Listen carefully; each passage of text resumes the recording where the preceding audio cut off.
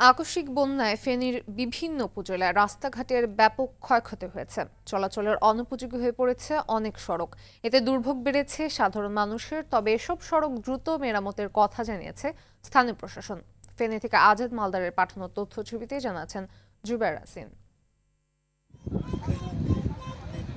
স্মরণকালে সবচেয়ে ভয়াবহ বন্যার কবলে পড়ে দেশের পূর্বাঞ্চল। বানের পানিতে তলিয়ে যায় কুমিল্লা, ফেনী, নোয়াখালী, লক্ষ্মীপুর সহ বেশ কয়েকটি জেলা। পানিবন্দী হয়ে পড়েন কয়েক লাখ মানুষ। এতে ক্ষতিগ্রস্ত হয় কাঁচাপাকা বিভিন্ন সড়ক।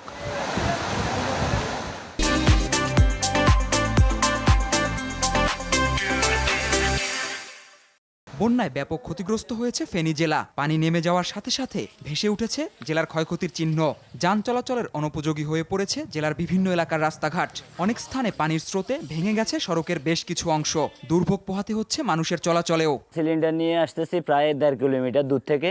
রাস্তার অবস্থা খারাপ, তো এখন পরিবার তো বাঁচাইতে হবে, কিছু করার নাই। আইলা সিডার যে ক্ষতি উপকূলে করে তার চেয়েও বেশি তছনছ হয়ে গেছে পুরা গ্রামটা। একটা রুগীও নেওয়ার সুবিধা নাই, সব মারা যাবে। দ্রুত যদি সংস্কার করে যদি টেকসই বাদ না দেওয়া হয়, আমরা বারবার এফেক্টেড হবে। অবিলম্বে আমাদের সরকারের পক্ষ থেকে এখানে পদক্ষেপ নিতে হবে। তবে স্থানীয় লোকজনের মাধ্যমে ভাঙা রাস্তা মেরামত করে চলাচলের উপযোগী করছে প্রশাসন। তো আমরা উপজেলা প্রশাসন, স্থানীয় যারা আছেন ওনাদের সহযোগিতায় বেশ কিছু জায়গায় আমরা আসলে আপনার কিছুটা অস্থায়ীভাবে মেরামতের কাজ করছি। বন্যায় ক্ষতিগ্রস্ত রাস্তাঘাট পরিদর্শন করে মেরামতের উদ্যোগ গ্রহণ করার কথা জানিয়েছে স্থানীয় সরকার বিভাগ।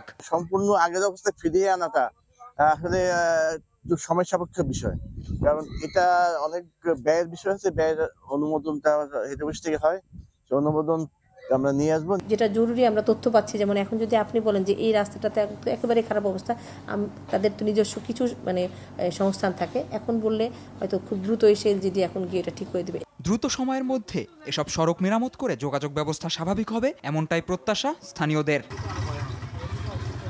জুবায়ের রাজিন, RTV।